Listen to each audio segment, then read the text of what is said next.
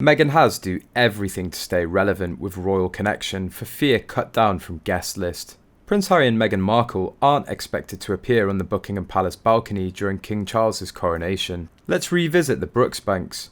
I'm intrigued by this. Princess Eugenie and Jack's coldness to Harry and Meghan at the Jubilee and during the funeral services for the Queen, something happened. It was apparent at the Jubilee as well. A distance. Little interaction other than Harry and Meghan being seated near them. No interaction at a grandchildren's vigil. No interaction at Westminster service for the late Queen other than Harry and Jack glowering at each other outside.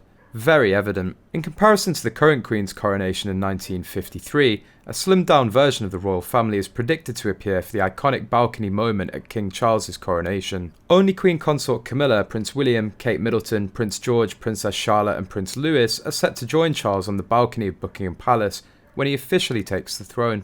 The Sussex squad are so dense and uneducated that they believe anyone who uses something the Sussexes have some link to that it's mind-boggling. Finally, the only question now is whether the Sussexes will attend.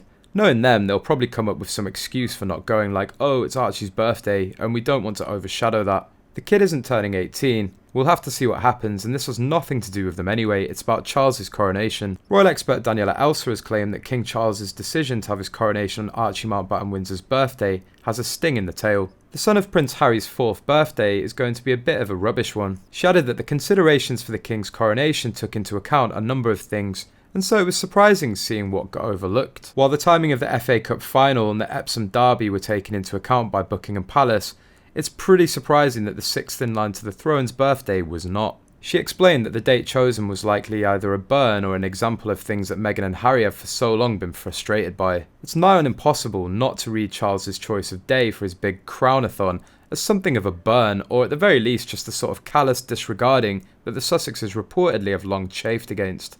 Elsa says that there's a concerning note to the choice of the weekend to have the coronation. The day that marks the addition of the first mixed-race member of the royal family is about to be superseded and overshadowed in the history books by the crowning of Grandpa Charles. Harry and Meghan will likely be feeling a sting in the tail from the move, which comes as the world waits on news of whether Harry is going to press forward with his upcoming memoir. Whether intended or not, Charles's choice of when to hold his coronation carries with it something of a sting in the tail for Harry and Meghan. The decision is thought to be based on financial considerations, as a source told that Charles wants his coronation to be far cheaper than Queen Elizabeth's, which cost £1.5 million in 1953, or £46 million today. It will be a slimmed down monarchy on display throughout. I wouldn't be surprised to just see Charles and Camilla, Kate and William and their children on the Buckingham Palace balcony afterwards, a royal source claims.